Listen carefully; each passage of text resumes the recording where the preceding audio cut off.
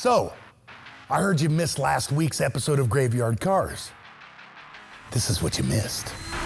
Last time, Dave jumped from car to car, installing and assembling what he could, and Will struggled to keep focused on one project at a time. This time, Mark and the Ghouls set out to install the drivetrain for a 1970 Challenger RT SE. But their plans are short-lived because of a truck delivery from professional wrestler and actor Bill Goldberg. They're coming to get you, Barbara.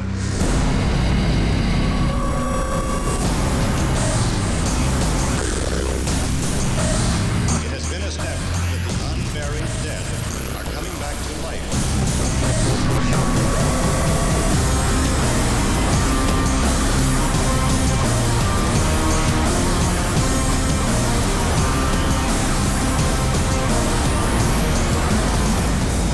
Because of the obvious threat, this station will remain on the air day and night.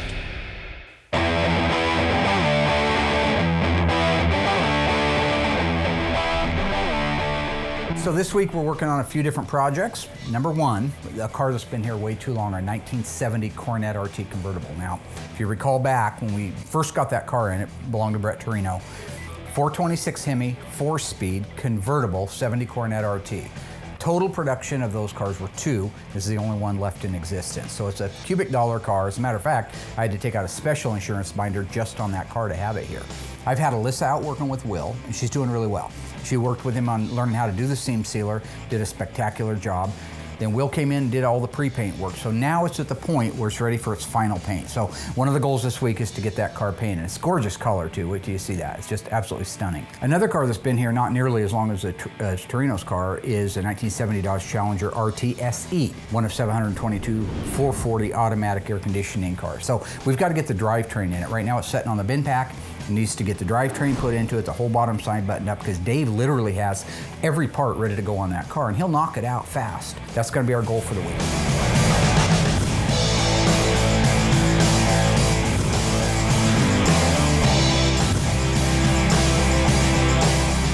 In the booth, we have Brett Torino's 1970 convertible Hemi Coronet, one of 2.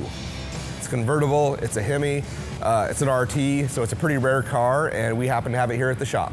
The car's been here for a little while, I believe since 2013. Owner's been patient, but it's time to get it done, and that's what we're doing. So this color wasn't very popular, so when I tried to get the color, I called PPG.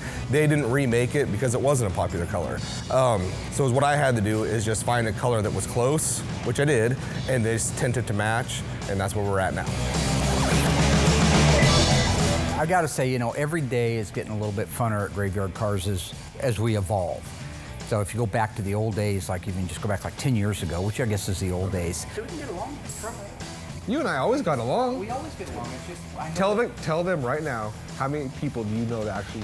We would start working on an engine and a transmission after the body and paint work was done on one, right? And so you kind of had the pecking order. You got the car disassembled, you started doing the body and paint. Back then it was a 1 or 2 guy shop.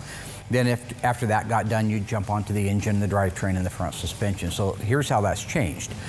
We now have drivetrains, like in the case of our 70 Challenger RTSE, where it's completely built out. Everything, drive shaft, rear axle, everything, every component, conceivable part is on it on these custom stands that we built. And over my shoulder are about 8 or so of those units that are built out that are just slowly waiting for the cars to come out of metal. So now when the car does come over from body, like the Challenger, it's just a matter of bolting it together. That's getting towards that assembly line thing. The other thing that's just a blast for me, because I was doing this when there was nothing out there. When if you didn't have a valve cover, the correct 70 valve cover, you were out hunting for it. You were on the phone, you were on the internet, you were digging around for a good original used one. So now, with the advent of so many suppliers, Scott Smith at Harms, he's taking our carburetors, these 50-year-old carburetors, and he's replating them, rebushing them, he's rebuilding them. He's making them exactly, maybe even a little better, than they were from the factory. I mean, in the old days, that was me out there doing it, and I never had the ability to plate them. So, in the case of this, Doug helped me get the engine built out. We had it done for a little bit before the car was actually ready to go. And it was a stock rebuild on it. So what we did was when we tore the engine apart originally, it was just a standard bore, had never been rebuilt. Because remember, this was a good, complete driving car.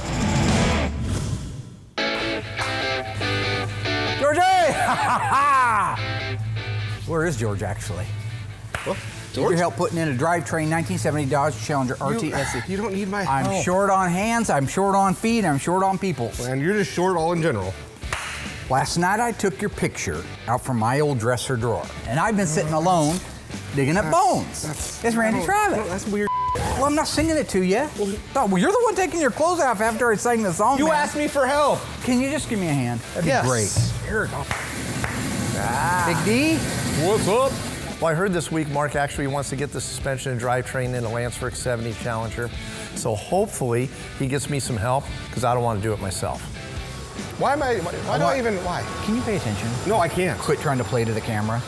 I'm never needed out here. You know, it's the same process we do on every car. It's a very simple process. As a matter of fact, I think Dave's done the past couple by himself. So, Like the RTSE? Right. Pretty rare car, huh? Very. Yeah. How many were made? In this color? No, just RTSE 444, but all automatics. 400? I don't have. Right around 400. What would you guess? I would guess probably like 525. You're closer without going over. The price is right. Yeah. Bob Barker. Winner. Just this isn't my department. You know, you don't see people out there coming out helping me. You don't see Mark saying, "Hey, Dave, let's get out here and let's help Will get these cars done." So I don't understand why I have to come do it, but I never get the return favor. Sorry to interrupt. Reliable just dropped off a pickup and they need your signature. A truck? Yeah. What kind of truck? Oh, that seems kind of weird. So I'm hoping it's something cool like an old Power Wagon or something like that. Yeah. What's up with the truck? I have no idea.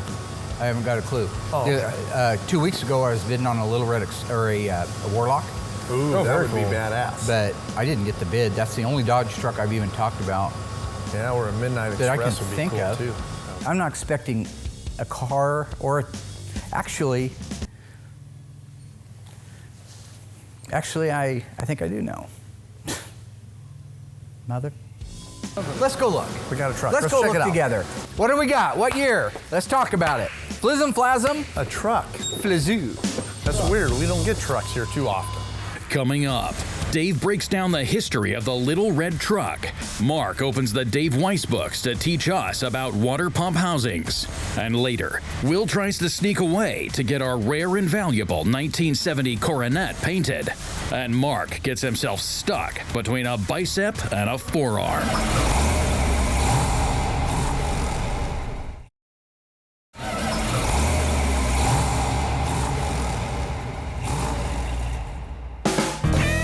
In 1977, Dodge launched a pickup with fat tires, bucket seats, and wood trim. Originally going to be called the Red Warlock, the name changed to what is known today as the Little Red Truck. Built on a D150 chassis and weighing a whopping 6,000 pounds, the real incentive was the 360 V8 and 4-barrel carburetor without the burden of any pollution control equipment. And this truck was hard to come by. At least in 1977, the brochure noted that it wasn't available in California, Florida, Maryland, Oregon, or Washington, and might not meet local noise standards elsewhere. The truck was also pricey.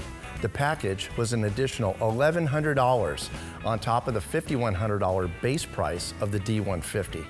And it took on numerous other options. For example, automatic transmission, the Adventurer trim package, FM stereo, a convenience package, oil pressure gauge, and quad rectangular headlights. With those minimum options considered, the price exceeded $7,400. And that didn't include the $200 bucket seats or the $624 air conditioning add-on. Only 2,100 units were made in 1978, with a slight increase to 5,100 units in 1979. But when the gas crisis hit, most trucks sat on the dealers' lots, and in 1980, the production was canceled. Doug comes to tell me that there's a truck here, that Reliable just dropped off a truck. I'm hoping it's something cool like an old Power Wagon or something like that. I am excited to hear there's a truck here. We haven't done a truck here at the shop yet. Well, we step outside and I see a truck, but I kind of keep looking for the truck that we're supposed to be getting delivered. Little come to find out that it's Goldberg's newer truck. It's all completely rhino lined. It's jacked way to the sky. It's got these big old massive tires on it. The only reason it surprised me is it wasn't supposed to be here for 6 months to a year. That was what I told him. This is Goldberg's rig. Goldberg's sending up that rolled over, kicked in crap box Dodge truck that needs an engine in it, which I agreed to do all those things, but I didn't agree to do it right now.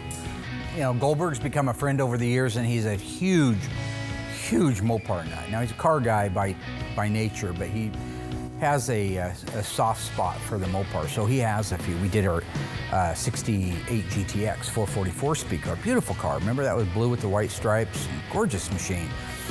After we did that, he was so thrilled with it that he called up and he said he had another car that wasn't restored. It was a nice car, but it needed to be restored.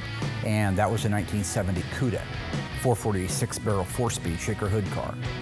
Black, no vinyl top, black interior. So I think 902 of those cars were built.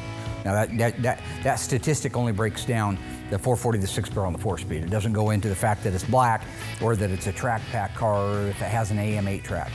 Goldberg called me a couple weeks ago and he was saying that he blew up the engine or was ready to blow up in his Dodge truck, and I said, sure, be happy to help you out. He's a good guy, he'll do anything for anybody, I don't mind helping. But I told him also there's no way I'm gonna get to it anytime soon, so don't even bother sending it up. And I just showed up. Looking at the truck, you can actually see Bill Goldberg in this truck. This would be a truck for him, as it's high, it's mean looking, it's big. We're gonna put an engine in it, that's all we're doing to it. That's what he asked. He said, please, please, please do me a favor, and so. It'll be interesting to do. Whether it just plugs right in, how it goes, do we need to tear the whole front end off? So it'll be a learning curve, but apparently he wants it done and he wants it done now. I don't know, it sounds easy, but I know it's not gonna be easy. My only concern about doing it is I know it's the same block, it'll bolt up, but they come with that controller, which makes life great. So you put it in a Superbird, that's the best thing since sliced bread, right? Because we'd have no way to make the engine run. But that's already got a computer in it that runs an engine. So will it run the 392 or do you have to change things out? And those are things I just gotta call Ed back at Mopar and find out. What I'd like to know is who rhino coats an entire truck? Yeah, the entire truck is completely rhino lined. And I mean, it does hold up. You know, you get trucks that are all beat up and scratched and rusty, and a lot of these guys just cut the rust out of them, fiberglass them, and undercoat the body and forget about it. So it's nothing new to me to see the undercoating. I mean, the truck's all right, but it would have been nicer if it was painted and not all the crazy bumpers. Or tires and wheels are nice. If you wanted to text your paint, he could have had you do it. You know? While Mark and Dave admire the truck, I'm going to use this opportunity to kind of sneak out and get back to painting our 70 Cornet. Hey Willie, what's the paint coat on this one? I know you can match the texture. How about the color? Willie! Where the hell? Where did he go? He disappears. He just drifts off. I'm stuck out here looking at this crap box, rolled over, kicked in pile of monkey dung. Don't tell Bill, you cut that out. I don't need my kicked. At least this one runs and drives. Yeah, that's the good news. Grab the stringo and put it out in rat row. We'll get to it when we get to it. Sounds good. One thing I am very curious about, and this is true, if we're gonna be able to use the original computer to run that 392, or if we're gonna have to put in their plug and play kit, or if it's a hybrid of the two. So it'll be interesting. I'll be learning with you people exactly what it takes to make that happen. So if and when I get to it, Mark Worman. I don't need a belt around my waist to tell me how awesome I am. I mean, I need one to hold my pants up, obviously. I've lost a lot of weight and I've not been sick or anything. So don't. 1969 Charger Daytona. Who could mistake the rear spoiler on that car? Stood 80 feet in the air, whatever it was. 1970, Chrysler got a lot more conservative. They came out with another wing-style spoiler. It was option code J81. Now, the question is, what was the name of that spoiler in 1970, the J81 option? Was it the duck tail, the gull wing, the go wing? A little bit tricky. Think you know the answer? Stay tuned after the break.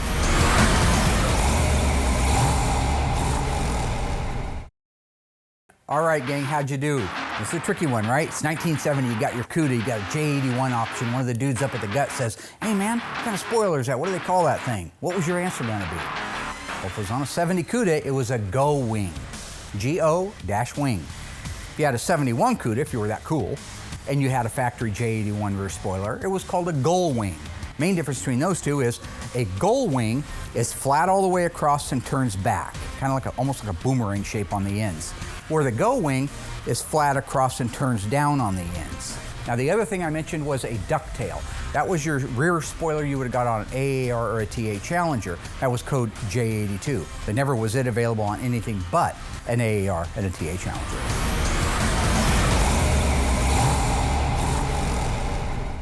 The only thing is, and I wouldn't tell Bill because he'd knock a lung loose, what's with the rhino coat? The entire truck is rhino coated. Nobody does that. That's a new thing I'm now. from Springfield, Oregon, and nobody does that. Yeah, so is Will gonna help me finish the rear end up anyway? Yeah, let me get him, hang on.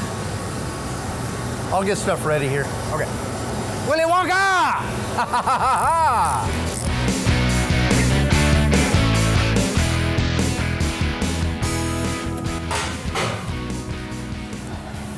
Dude, serious. Why? I just need your help. You're running around trying to sneak out. I need to put the drivetrain in so Dave can work on it. It's 4 bolts. Dude, you want us to redo your paint work? You have a hard enough time doing it the first time right anyway. I'm just kidding, he does a great job. Mark. Just having a little fun with you. No, you've been getting me Just all having a day. little fun. Can you just help me? It's a 15 minute, if it's that easy, just come do it and quit about it. So here we go again. I'm getting pulled off. That means I'm having to get back out of my paint suit again, get the respirator back off again, and I'm having to come over here when it's a job that Dave can do by himself. I have a car in the booth right now. Gotta get a decoy, Roy. Just listen to me. I'm writing some of my own music, and I'm stealing original songs. It depends how much he talks. Help me push this out. Okay. Yeah. I'll talk about it here real quick. All right. Yeah. Oh, he's Okay. Go ahead and start putting the rear end together. Get her installed. While you're doing that, I'm gonna give a little 1970, cameras on me, tutorial about the Dodge Challenger U code 375 horsepower 440 Magnum with H51 air conditioning. So on our 1970 Challenger, I just want to show you some of the things that are a little bit different because it's an air conditioning car versus so many of them that we do that aren't air conditioning. You start with the fan.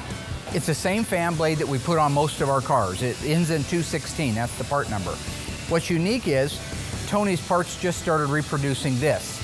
This is the correct, original, with the part number and date code, clutch fan that uses the thermal spring in it, bimetallic thermal spring. So this is what makes it a... Hey, Mark. This is what makes it an air conditioning. Why? What? This thing says filming. What is that? An engine. They just dropped But it when off. you see the little light on that says filming, What's up with this, Doug? It's an engine.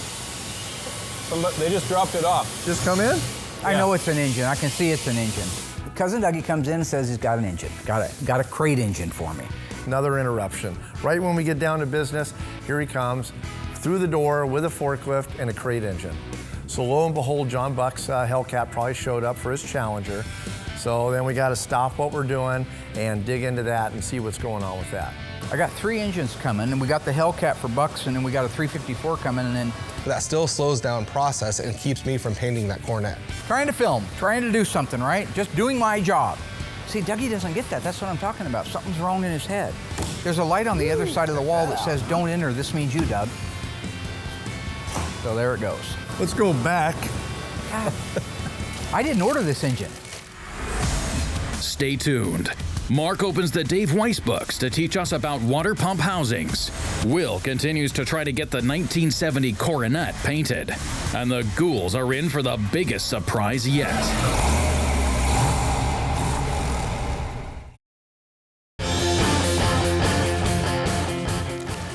That's the 392.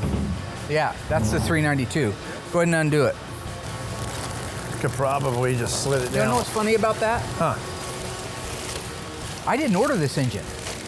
You didn't? Just read it. Is it a 6.4 to be right. or Yeah, 6.4. I didn't order it. I'll tell you who did order it. Bill the Bully Goldberg. The truck shows up, the crate engine shows up, and then Mark says, you know, is Bill Goldberg trying to bully us? He definitely is. I mean, if he's not intimidating enough, here he is sending his truck, sending his engine, I mean, back to back like that. So apparently he's wanting something done. Goldberg's a patient man, and he was more than patient with us on the other jobs that we've done for him. So I'm thinking if he just comes in here now, pushes a little, it'll probably influence Mark just to get, you know, next time there's an opening, maybe we just kind of sneak it in real quick. See, he called me a week ago and goes, when my truck gets here, when do you think we can get working on it? Well, we got a lot of cars ahead of him, right? Oh yeah. obviously told him right away, right? Well, I told him I can't get on this thing for quite a while. It's fine, it can be here. We'll put it upstairs in a stock, but I'm not gonna let him pull it. He was that schoolyard, you know, the schoolyard bully, right? Yep. I know what he's doing. This is classic now. This is classic. This is schoolyard bully stuff, right? Just kind of bullying you around. Cut a deal on the phone, right? Hey, will you be willing to put it in? You know, I don't have anybody down here I trust to put the engine in. Yeah, Bill, God, yeah, send it up, buddy. Get out of here, you nutter, right? Of course I'll do that for you. No hurry, right? No, of course, no hurry. I'm Bill Goldberg. I'm not hurry. Okay. Well, now we got the truck. We got a crate engine, right? What do I have to wake up to tomorrow? That's all I'm saying. Yeah. Now, I love the guy, right? I love him, but he's big, so He is big. everybody's gonna cower down to me because I'm bald and big. Well, whatever, just clean. 1976, right? Junior high school. I stood up to the bully. Check this out. So this guy's name is Rick Brown. He's 19 feet tall, right? Great big, like Goldberg, right? He's got a problem. So it turns out this is the motor for Goldberg's truck. So while Mark and Dave are looking at it, drooling over it, doing all that weird stuff over it, I'm gonna just kind of sneak out and then head out to get the cornet painted. Yeah. So I go up to him and I say, "What you gonna do?" And he looks down at me. And I walk up to him and he looks down at me. And he says, "Bust you up." Right? You know what I say? Everybody else would have ran. Yeah. I said, "Go for it." Hey, So, yeah, wasn't that from Rocky 3? That's right, Mr. T. I see what you're. What does it matter That's who a good did it one. first? Yeah, as long as you told him, yeah, you shied him off. So far, the ghouls set out to get the drivetrain installed in our 1970 Challenger RTSE, but have been bombarded with interruption after interruption, which consequently has prevented Will from also getting the super rare and valuable 1970 Coronet, its final coat of paint. Now, there's only one goal ahead of them, to get the drivetrain of the Challenger RTSE installed, unless professional rustler and actor Bill Goldberg throws any more surprises their way.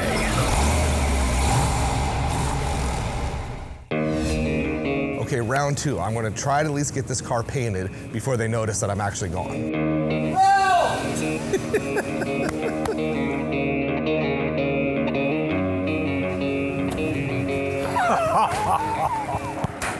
So here I am in the booth, I got the paint suit on, and yet again, here comes Mark, and I can't emphasize enough how frustrating it is.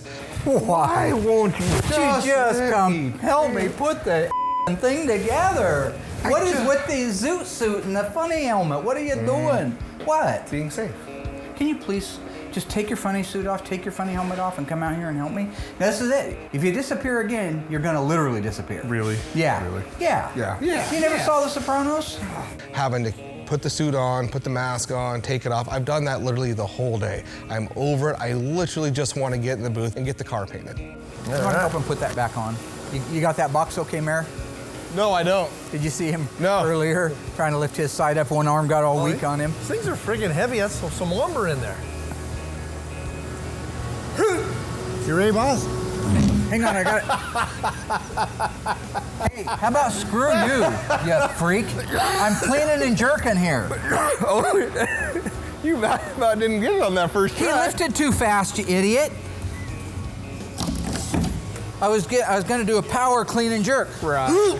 Yep, that's what you did. You went to the lift and you realized it was heavy. Woo!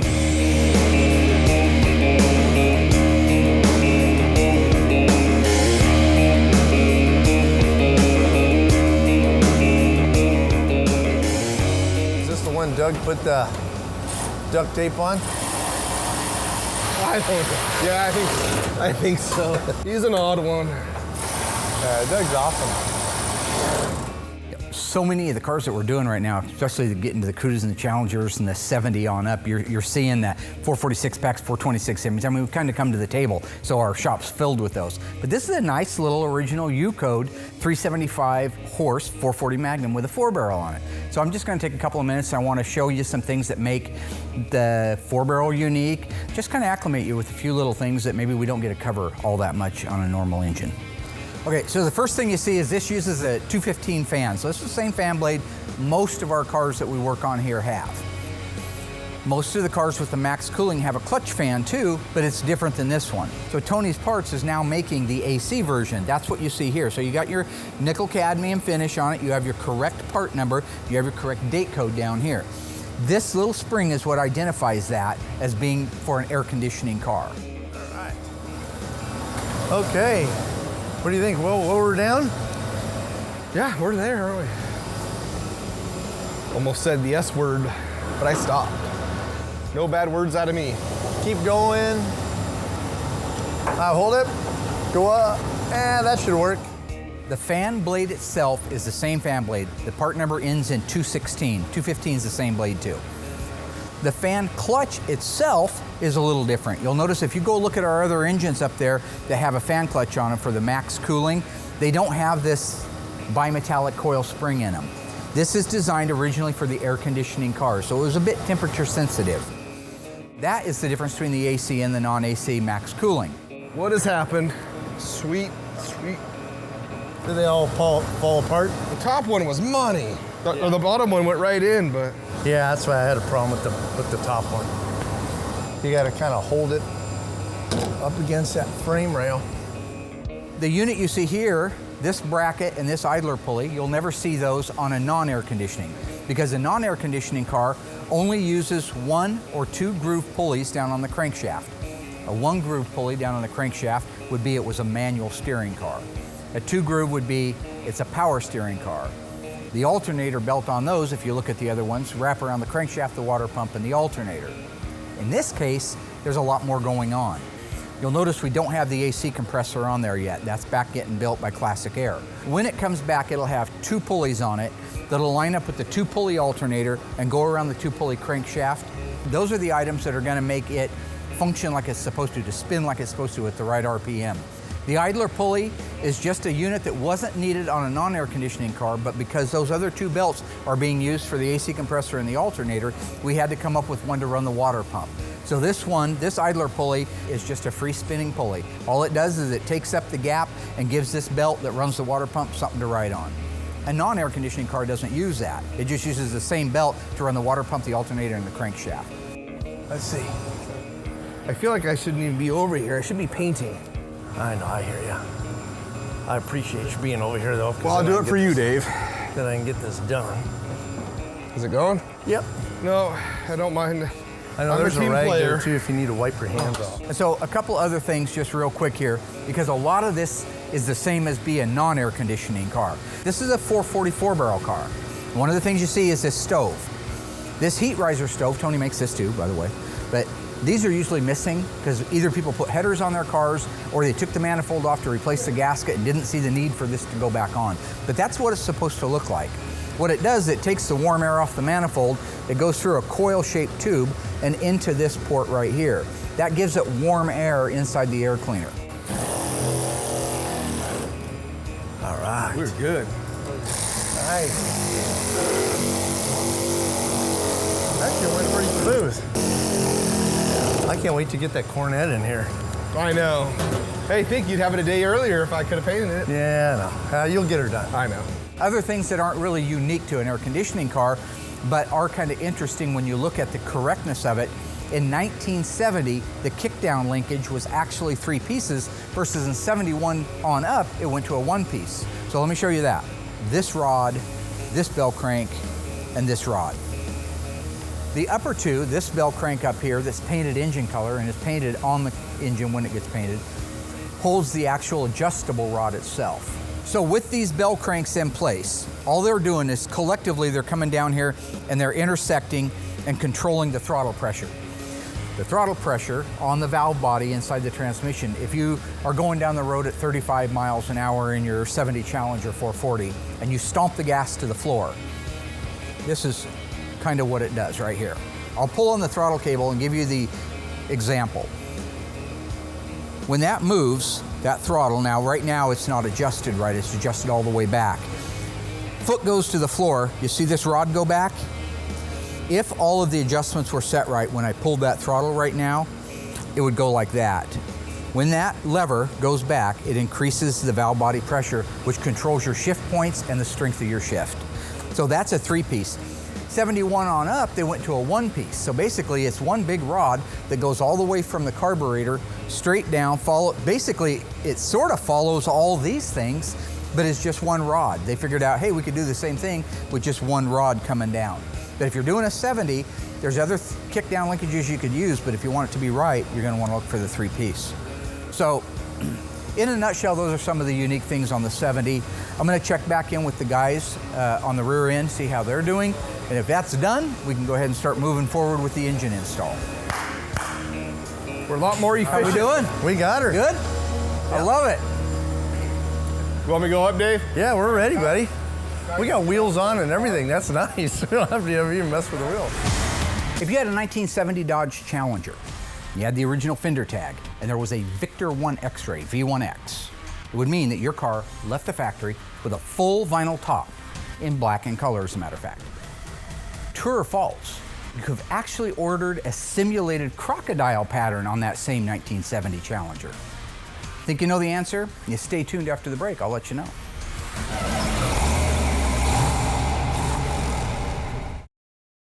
So how'd you do? True or false? Could you have gotten a simulated crocodile pattern vinyl roof in 1970? If you said false, you are correct. Now let me explain before you throw anything at TV.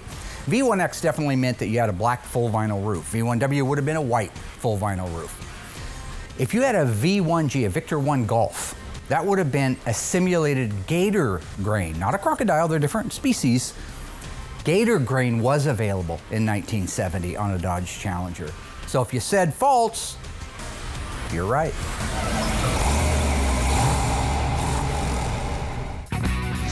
Let's have another chapter of getting wise. So now we're gonna go into the water nipple section. Now this is the part where the heater hoses go onto the engine. How do we know it's the right nipple? How do you know it's the right water pump housing? Because there are two water pump housings that have the same casting numbers, but one of them is the correct one for the 70 on up, 1/2 inch and 5/8, where the other one is for the double 5/8 back. So we're gonna learn that right now. So we have A, B, and C. These are the three options for a big block. This is our 383, 440, 446 barrel, or 426 Hemi. This is on a 70, let's just say a 70 CUDA is what we're working on. We have the three options here. We also have the breakdown in the chart to tell you exactly what they're supposed to be. So from 1968 to 1970, I'm working on a 70. The one they're calling out for here has the A next to it. It's a 3/8 pipe thread. That's this one right here. So here you can see that this is a 3/8 diameter pipe thread, which is much bigger than a regular thread. The other end of it is a 5/8 heater hose. This is going to go into the water pump housing. It's going to thread in very nicely. It's going to take, in 70, a 5/8 hose onto it. However, in 70 also, they go to a 1/2 inch heater hose on the other side. So if you look here at C, you're going to go down and see 1970. It has a 1/4 inch national pipe thread. This on the other end will accept the 1/2 inch heater hose. So now we know one quantity of the 5/8 style, one quantity of the 1/2 inch style. These two go into the water pump housing after the engine has been painted. In 1968, 1969, and previous to that in some cases, they used two different heater hose fittings in height, but not necessarily in diameter. You see both of these use the same 3/8 national pipe thread. When I flip it over, you see that they're the exact same size diameter, just different heights. That's because when you go out and you look at one of our engines, you look at a 69, it comes out higher on one of them than the other one, but you'll notice that they're both the same. Tricky part is if you look at the water pump housings, the part number, the casting numbers are the same on them. You actually have to turn them up and look at those diameter openings to make sure you have the right water pump for your 70 model or your 69 on back. Cousin Dougie comes in and says he's got an engine, got a crate engine for me. It's Goldberg. I know what he's doing. This is classic now. This is classic. This is schoolyard bully stuff. It gets done when it gets done. Okay, So, Dave, you want to raise the car up? We'll roll this back. Yep. The front suspension is pretty straightforward. It's a good thing we're not dealing with a big 426 Hemi. So the 440 Magnum should go right in there. So I don't anticipate any problems. Okay, let's go back. Okay. Yeah, let me help. It's an automatic, so it'd be. Automatic, yeah. Pretty, well, maybe a hair more here, but yeah, I like it. Somewhere in that range. He's got the eye. He does. I do. I got the eye. I can do a plumb bob. You ever do a plumb bob? Ho, ho, who's next? Uh-oh. What's up, ladies and gentlemen? There's the man. I love it. Goldberg sticks his head in, screams his tagline, "Who's next?" which is actually something I used to use on the playground when I was getting ready to whoop a kid's ass. You know, I used to go, "Who's next?" right? And anyway, he probably saw some old clips from me in 8mm. Doesn't matter where it came from, okay? It's his. He can use it. You know, it was a great surprise having Bill show up. You know, he always makes a grand entrance. But then we're looking back, you know, the truck shows up, the motor shows up. So what else is going to happen other than Bill show up? But it's always great to see him. What are you doing out here? You and I got some things to talk about. And grabs a hold of Mark, not in a headlock, close, but not a complete headlock. I thought he was going to spear him for a minute there, but he led him into his office. So I don't know. We'll see how that bullying thing is going to work out for Mark. All right, we got to talk a little business, probably movie stuff. Well, okay. Movie stuff. He'll be his stunt double. Yeah, Danny DeVito's. Yeah. Right?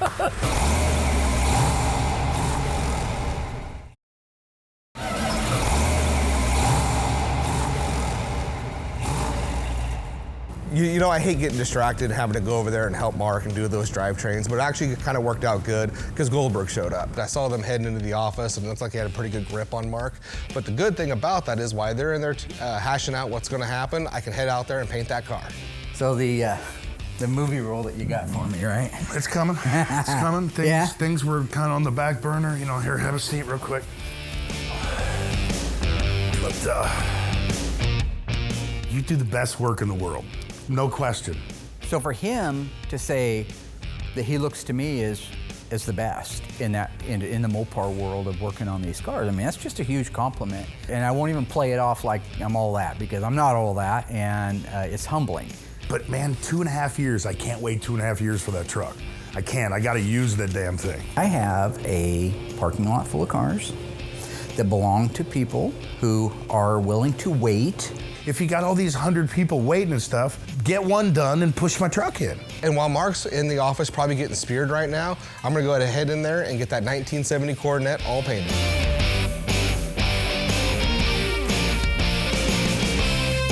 What you don't understand is that now is the wrestler you're dealing with. Point obviously being, I think I'll be able to get to your car, the truck, quicker than I was originally talking about. Every time we get one of these cars done, you know, it's a great feeling. They're rare cars, they're high dollar cars, and it's very rewarding when these cars are out there and people say, hey, Will Scott from Graveyard Carz did this car, and they look amazing. So what is it gonna take? Do I have to get my hands dirty? We got to put an engine in the RTSE. You can help us do that. Why are we talking? Let's go. You big bug-eyed thing. Half of the stuff with Mark is levity. Half of the stuff with Mark is, you know, we just kind of push the envelope. I just like playing around with the guy. He knows I love him to death. I understand his plight. I understand his situation. But we've got a pretty cool relationship. It's a lot of fun. Billy G is going to help us put that drivetrain in. He volunteered. You heard him. Yeah, that's awesome. Goldberg apparently is going to help install this, and I tell you what, I couldn't be more happy to be on board with it. I'm a team player. You know, if Mark says, hey, Will, we need you over here, you know, I'm going to drop what I'm doing to get over here, and that's where we're at right now. I've been bugging Will all day. He's been running. I've chased him from one room to the other. He's hiding. He doesn't want to help. Now, the minute Goldberg shows up, who's next? Mr. Bill Goldberg. He's volunteering his time. Okay, I know that you're not really a hands-on kind of mechanic, guy. What? No, I'm You're saying, kidding, right? I am kidding. I just pulled the motor of my 429, the lawman yesterday. You did? Well, I helped, yes. Okay, now we're getting I somewhere. didn't do it by myself. Well, you're Bill Goldberg. You shouldn't have to, for God's sake. Well, am I going to pick it up and put it on my shoulder? You see the Pope baptizing people? No. Well, you're a businessman. Goldberg's going to actually help us install the engine suspension. What more can you ask for? The front bolt K-member Yes, bolts sir. are right there. We're going to want to line up that hole with it. Yes, sir. At the back, you're going to want to keep an eye on your transmission cross member to make sure that it slides into the torsion bar cross member right here.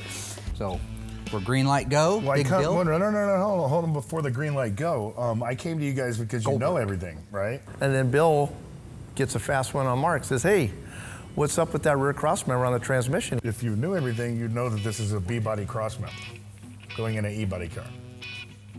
I mean, it's an easy mistake to make. They got all the cross members hanging on the wall. Doug's new. He just started doing these, and easy mistake to make. Now we're going to change out the transmission cross member. Bill is right. Now, this is interesting, right? You taught me well. I put it on there to see if you'd pay attention. All right, it was a test to see if he was watching. And you know, kudos to him. He picked it right up, you know. All right, guys, got the right cross member. Right here, go for it. Something like that. Keep me on my toes, are you guys?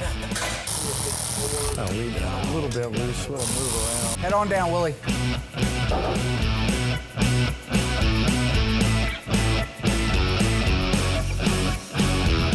Looking good.